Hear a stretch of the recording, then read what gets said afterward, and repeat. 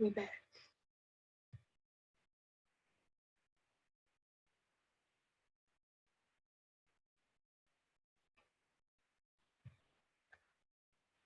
Okay, welcome back. Sorry for the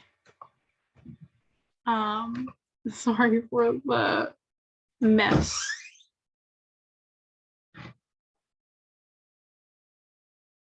I'm in a meeting. You're gonna give me a dog? Well, okay, give me the dog. Okay, here's my dog.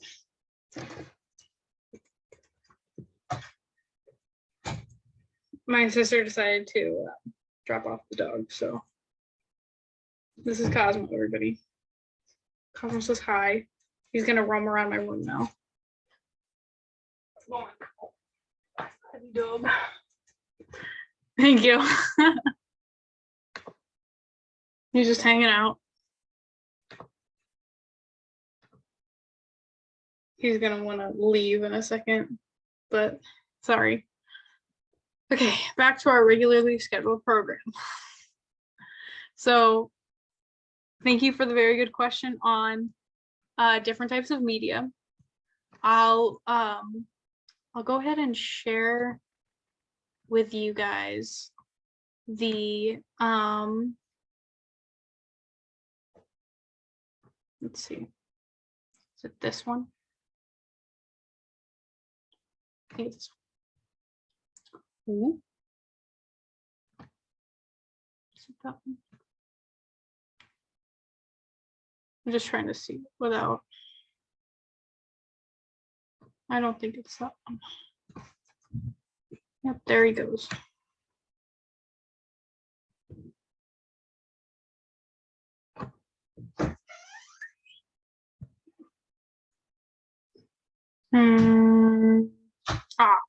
You guys haven't gotten here yet, have you? That No. seems very fast. So you guys have not gotten to selective and differential media, right? No, we're on lab 3, I believe.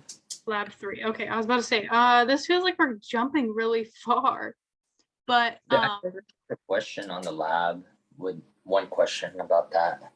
Okay. So maybe a teaser for it, I guess. Okay, yeah. So we are using, obviously, you know, you're like, what is all this? We're calling it media. There's a bunch of different types of it. What is going on, right? So what you're using right now is just plain media. You'll learn down here that there are selective and differential types of media. The media you're using now is neither of those. It is for plain growth. You're just trying to observe it, how it would grow in the wild kind of thing. You know, it's eating its favorite food, pigging out, and growing. So, sorry. So that is what you're trying to see with your first few ones, because you don't want to dive that deep. We need to understand the basics and what it's supposed to look like in the first place, and then we'll, you know, continue on to different types of media. So the slant, let me think. The slant helps you see, let's see.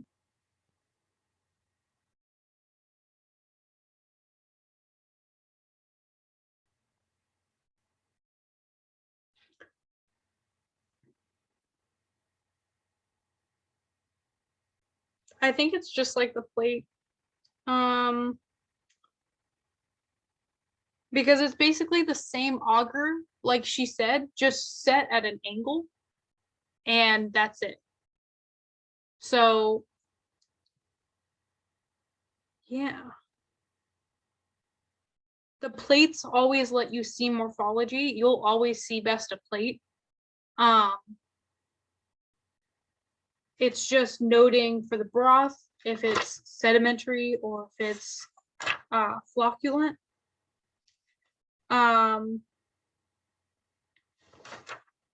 And the slant, I think she just wanted you guys to inoculate it to kind of see how it works.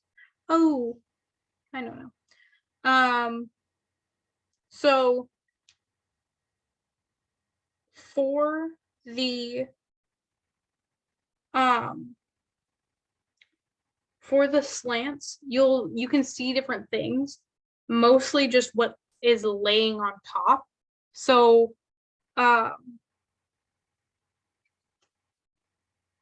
so my slant personally had mucus. It was white and opaque, slimy and cloudy is what yes, that too. That's another pro. But in terms of like specific to the bacteria, that's what it'll show. So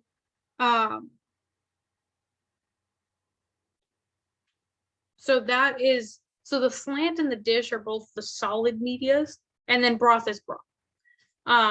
Like she said in class, the broth goes bad in a couple days, but usually the media, the plates, stay good for a while.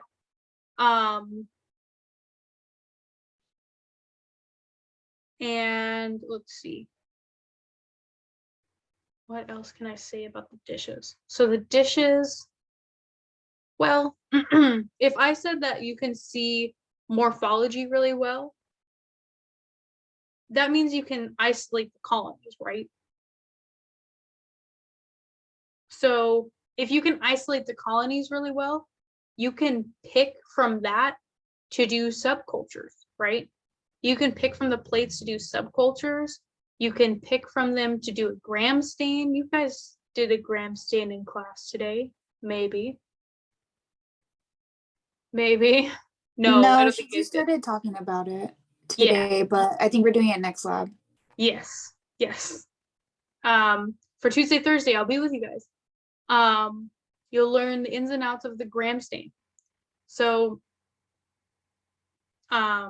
you can use it to gram stain. But with the slant, you can't really do that.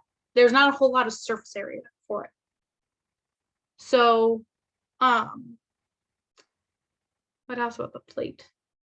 Oh, I don't mean to call anybody out.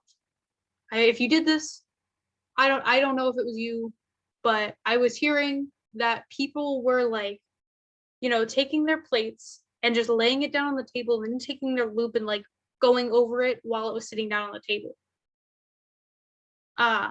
That means that those plates can get easily contaminated now. So the most sterile way to use a dish, I personally had no extra growth on any of my dishes by doing it this way. You what you do is you place the dish right with the lid on the table, media up, the auger side up, right? And then you take the auger side and you uncap it like that. Then you streak in your hand and place it back down. That was how I did it, and I don't think I ever contaminated one. Again, bacteria is weird. I could have gotten some weird one single microbe in there, but the rest of the bacteria fought, were stronger and used all the resources so that one bacteria could grow. So, but that was the cleanest way that you can do it.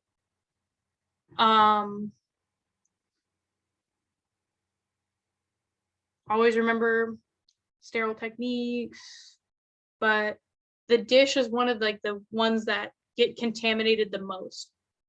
Not only that, but a few people in my semester too got the loop too hot. That's why she was very like adamant on you guys waiting and making sure that your loop isn't hot, because several people in my semester didn't wait long enough or stuck their loop in for too long and it got so hot that it needed like a minute to cool down. And they would try to do a sample and streak it on a plate and they would kill it. They would kill all of it. There would be nothing. And then you'd have to replate it or redo the assignment. And that puts you back a whole lab. So that's why she was very adamant about that. I promise you it happens, and it's easier than you think. But yeah.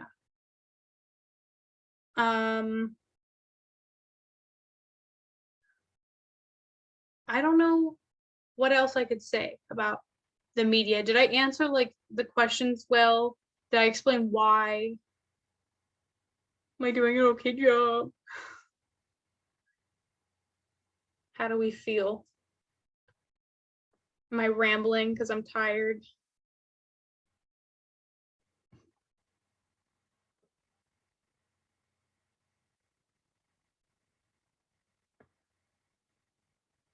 Is anybody there?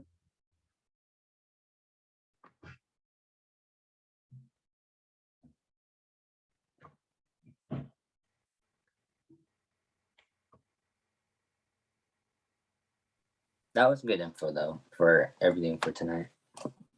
Okay, perfect. Thank Thank you. you. Yeah, no problem. If you guys are ready to go, then you guys don't have to stay anymore. If you guys do have more questions, more than willing to answer those. You can use the whole hour, or you can leave now, whatever you'd like.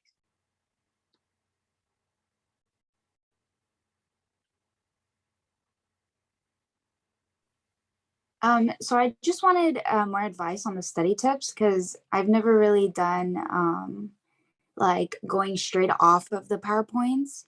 So I wanted to know, like, how did you go straight off the PowerPoints? Did you make like flashcards, or how exactly did you do that? So so the PowerPoints, she does a really good job. They're very well organized. They don't really jump around a lot, and they usually flow from topic to topic very well. And thank you, Adrian. Thank you, and I'll see you next time. Sorry. But I usually didn't necessarily copy it verbatim, the slides, but I did very close, because sometimes sometimes she uses the same verbiage, but she'll usually point out if she does. Sorry, I'm getting chats as well. So there's no PAL session on Friday, but there is one tomorrow at 11:30. I'll be sure to send out a reminder probably around either 11 or 10. But I will send out a little reminder for you guys. They'll always be Monday, Wednesday, Thursday. But back to the PowerPoint. So the PowerPoints,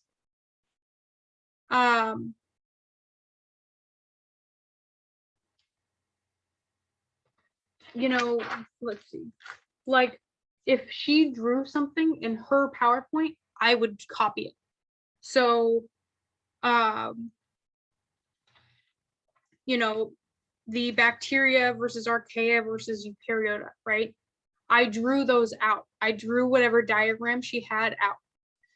It's not just about what she types in, but also what diagrams she has, right? Sometimes what I do is, they're not exactly Cornell notes. Cornell notes suck, and I hate looking at them, but they're similar. As in, I start with the topic, and then that's the widest thing on the page, and then the subtopic, right? So let's start with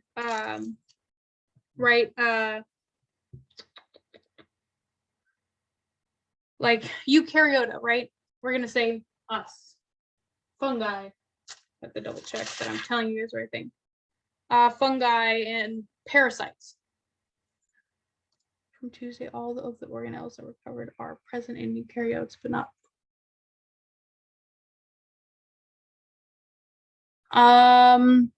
Yes, in terms of this class, I'm pretty sure. Let me double check. I'm pretty sure that we're focusing on eukaryotic cells, but the differences that they have with prokaryotic cells. Eukaryotic cells are a little more complex. Let me see something real quick.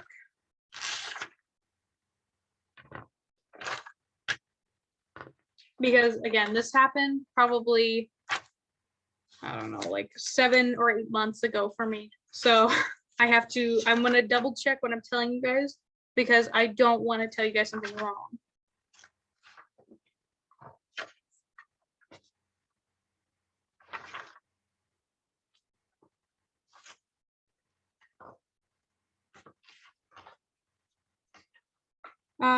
Let me think. I'm pretty sure, yeah, it's focus on eukaryotic. Mitochondria is only in eukaryotic.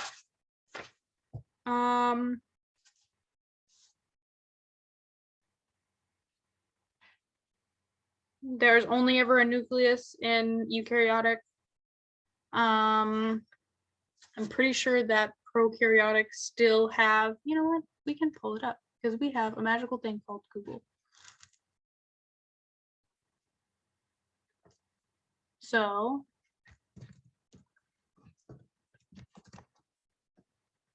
a prokaryotic cell, let's look at it because we know what a eukaryotic cell looks like, right? Okay. Eukaryotic are larger organisms, not bacteria. I'm so sorry, I'm confusing you guys. But prokaryotic is going to be a lot of our bacteria, right? They're going to have a mess of DNA kind of jumbled up in their nucleoid space. They'll have their cytoplasm. They'll have ribosomes. They're very simple. When you see a prokaryotic versus an eukaryotic, you'll know the difference, definitely.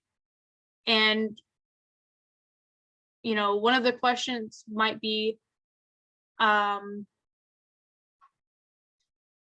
an animal cell have a eukaryotic cell? Does a eukaryotic cell have a cell wall? And what do you guys think the answer to that is?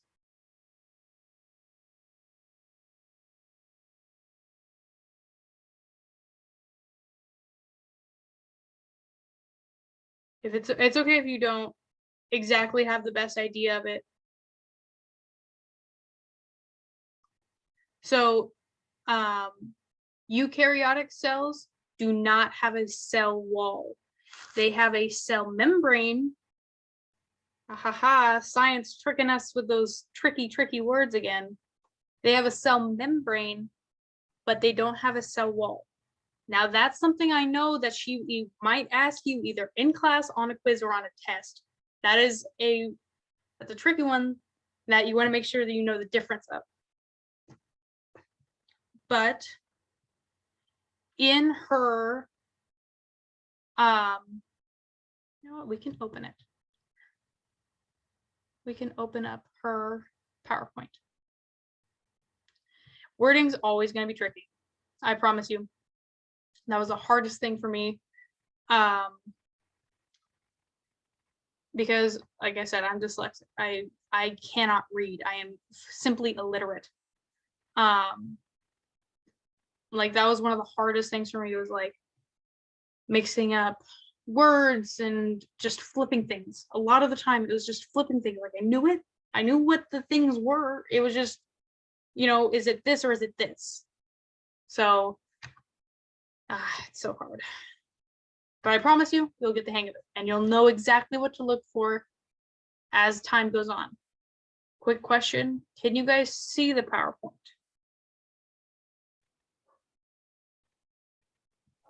No, I can't see it. Okay, let me fix with my screen sharing. Aha. So what I would do in my, when I would watch lecture, because I write relatively fast, it's just I wasn't writing the fastest. I would have my notes and I would also have this open on the side and watch her lecture on the other side. So let's take a look at, okay, here are some of the distinguishing characteristics she was talking about. So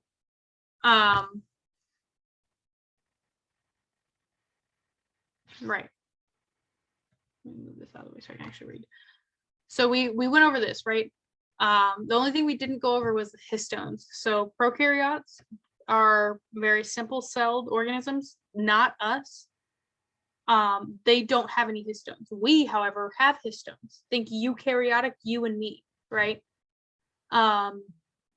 DNA and a nuclear membrane. Theirs is just a nucleoid space.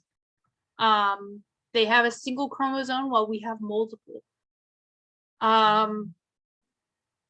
They have no membrane enclosed organelles, but we do.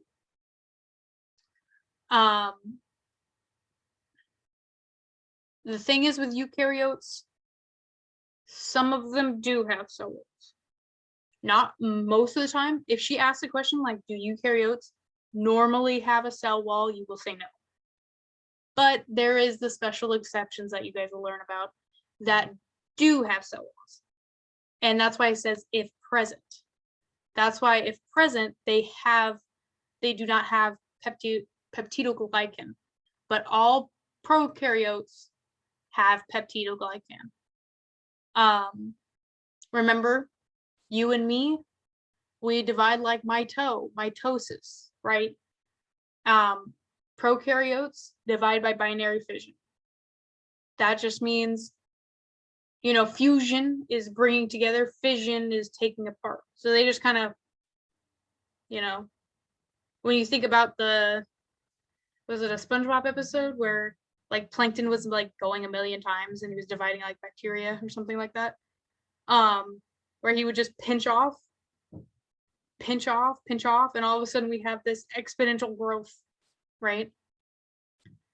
But with mitosis, you have to be able to build up that DNA in order to pinch off into two daughter cells. And then continue life, grow, then do it all over again. It's that whole cycle, right? But binary fission is much shorter. That's why they can grow so fast overnight. But that's why we can't heal overnight. It takes us a little more time. Let's see.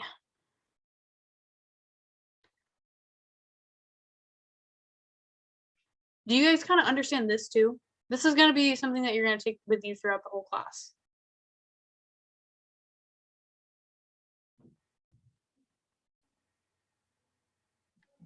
Can you go over that a little bit? Yeah. So remember how I said you and me, eukaryotic? So there are things that want to kill us that are also eukaryotic.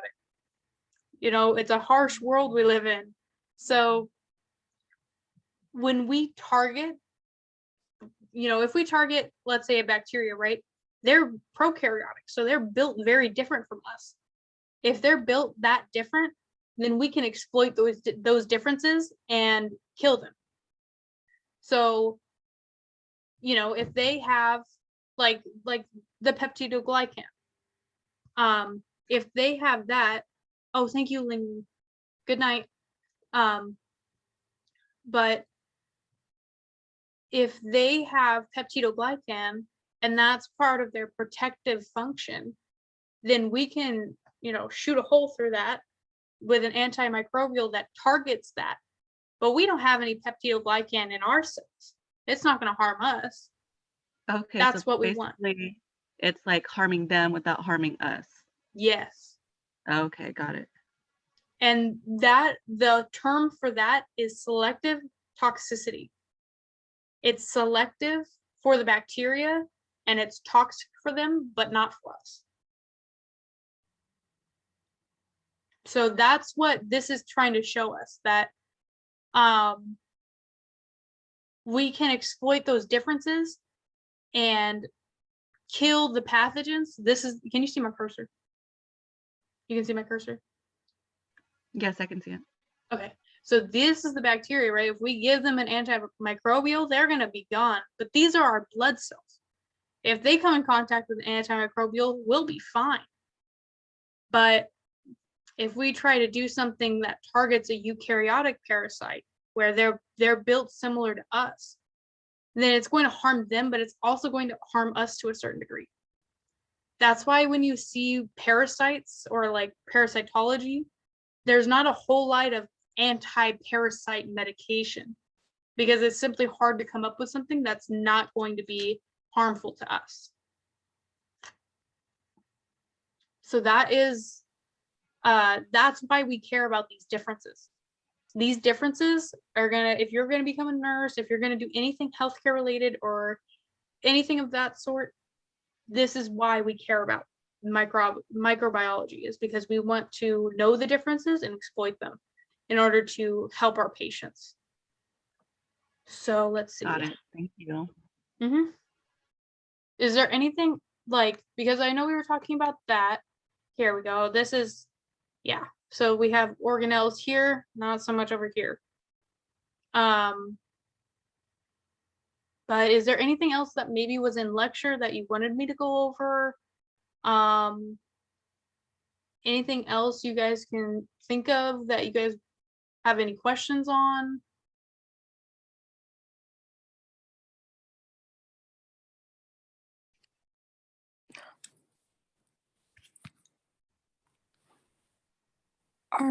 So I just wanted to ask, because I just moved into her Tuesday, her Monday and Wednesday section. I just wanted to ask if her Zoom links were the same for Tuesday and Thursday. Yes. Okay. It's the same lecture for both selections. You'll see the people in those Zooms start dropping a lot. Sorry, my printer is going off. I'm not printing anything, so that's a fun one. But you'll start to see that there's only 8 people coming out of the 40 people she's teaching, 40 or 30 people she's teaching. That's not a whole lot of people. My biggest piece of advice is to go. Just go. Even if you don't take notes, sit there and listen, ask questions if you need to. And then rewatch them later. The biggest thing is asking questions, and I don't know why, but being there, it just gets you in the right headspace. I'm going to tell you right now, the people who got A's went. If you want an A, go. Okay. Thank you for sharing that. So Yeah, no problem. Pick my brain. Feel free. Even in class, if you have a question, if I can't ask it, I'll go to Dr. B and I'll get an answer.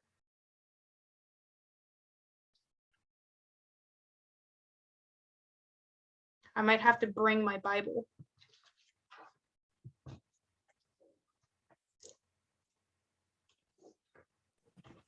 Sorry, but you know how I asked you the question about like studying? I know they were asking you questions and you kind of got off topic. You never finished telling me about I'm how sorry. you would do this.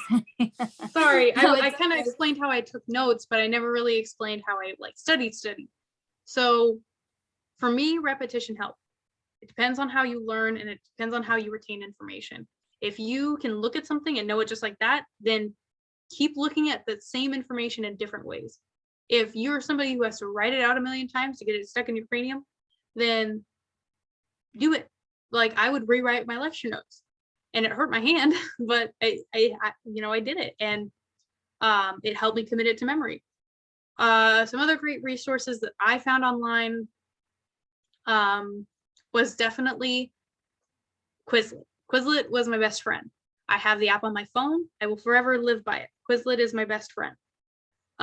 You can make flashcards. You can do tests. You can make flashcards, and not only making them helps you retain the information by looking at it in a different way, but also quizzing yourself on it. You can do it if somebody's driving you to school, or if you take the bus, you can do it on your phone while you're waiting. If you're in the doctor's office and you're waiting, you can do it on your phone. If you're at your house and you've been on Instagram for too long, I need to be productive. I'm just going to do a Quizlet test really quick, see where I'm at, see if I can get it 100%. If I can get it 100%, I'm going to tell myself I can go back to Instagram, right? So setting conditions for yourself, saying, okay, like, let's say your absolute demise is chocolate. Yes, printing off and highlighting is good if you are a visual learner. If you are a kinesthetic, writing is where it's at. But let's say you have an absolute soft spot for chocolate. Now, if I am putting off watching a lecture, or if I am just dreading, right? I'm like, okay, I am going to do this lecture, and when she takes a break, I can have one piece of chocolate, but if I get through the whole thing, I can have two. Bam. You have to incentivize, if that's the word. Probably not pronouncing it right, but yourself. You have to give yourself incentives in order to get through it. Because you sticking your head down and just kind of like, you know, barging through and chugging along isn't gonna last you forever. You have to be kind to yourself, or else you are going to wind up in a terrible mental state.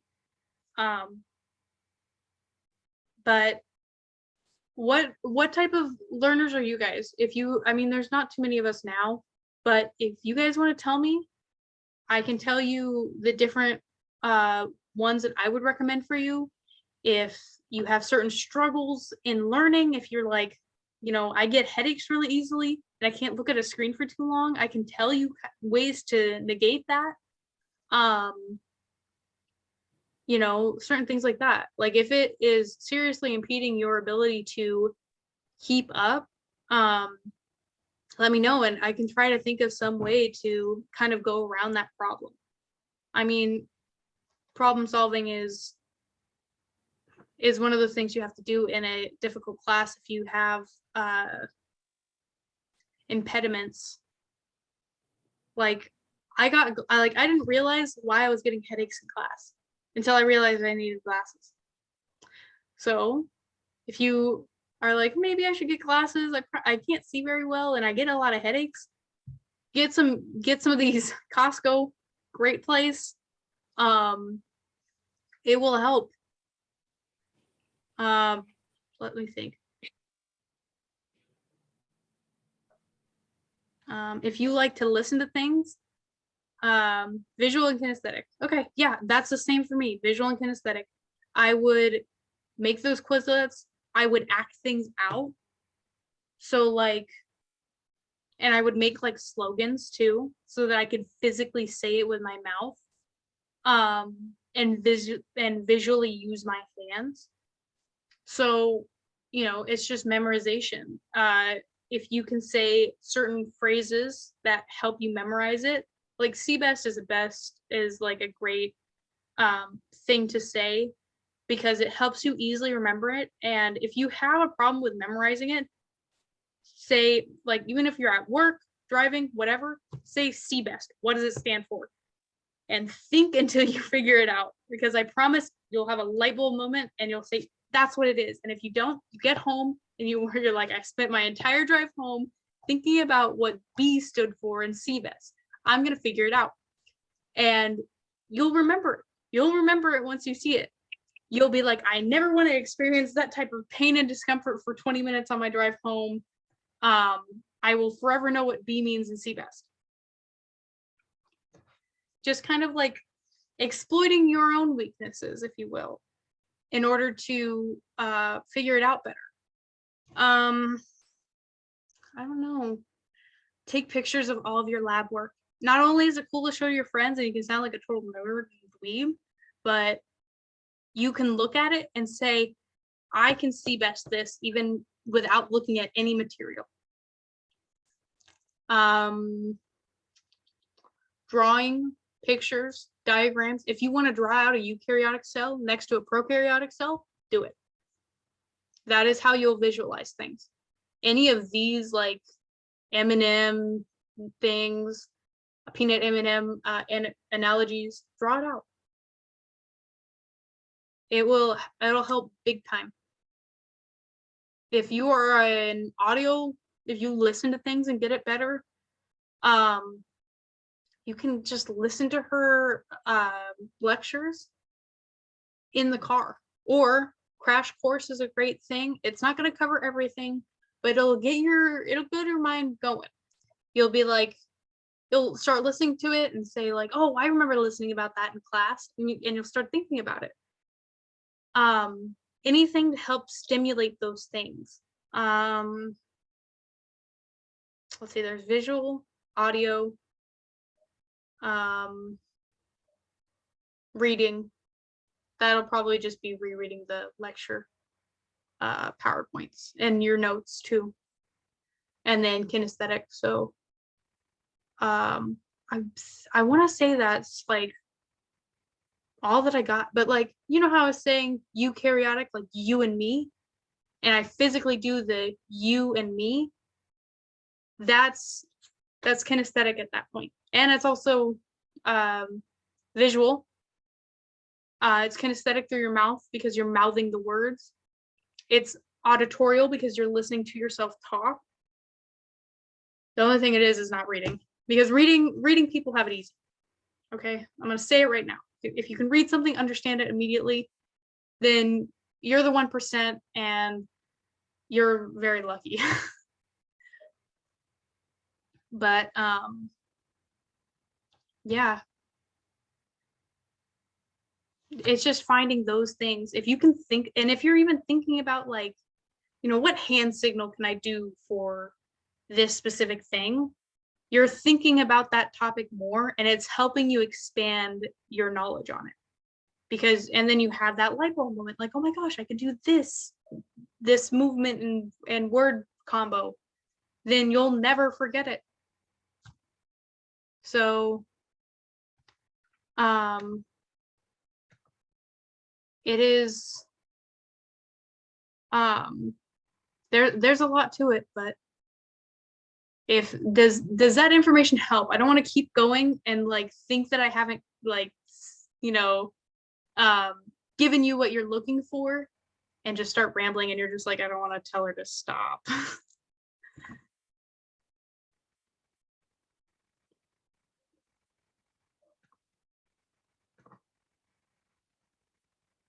How is it sounding for you guys? I think that was helpful. Thank you. Yeah, no problem. And, you know, feel free to come up with these things. Yeah, no problem. This is the point. I really love to hear that you guys are getting something out of this. But if you think of something like to memorize something that is like kinesthetic or talking, please either share with me, or if you're in a PAL session, I will let you have the floor and you can show it off. I want you to be proud of things that you come up with, and I want you to share with other people because it's going to help them too. Ask questions because it's going to help other people. If somebody's too shy in the back to ask the same question you have, then, you know, you ask it, both of you guys benefit. Or it might open the conversation to more in-depth questions that, you know, may never have happened if you didn't ask that first question. So it's really like engage. These people that are going to be sitting around you, they're going to be with you for the next 15 weeks of, I don't want to say hell, but torment here and there, sprinkled torment. Sometimes you'll have really good moments and it'll be like, oh my God, I love microbiology. And then other times you're like, but it'll get better. You'll have good moments and you'll remember those more than the bad. I have a somewhat passion for microbiology, and it's really fun for me. Seeing what gross stuff we can grow on plates. But yeah. Zoom is doing that thing to me again where it's like, you only have 1 minute left. So anything that you guys can tell me in the next 60 seconds, ask me, go for it. If you guys don't have anything else to say, then, or anything else to ask, then you guys are good to go. I don't need to hold you guys any longer.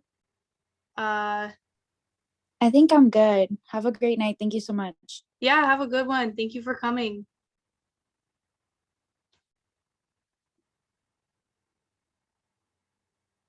Thank you. Have a good night, guys. Thank you. Glad this is helping. Thank you. Have a good night. Thank you. Good night. I hope to ask more questions in the future. I'm still just like a little shy about everything, but Yeah, no worries. yeah. Thank you. Bye. Thank you. Bye.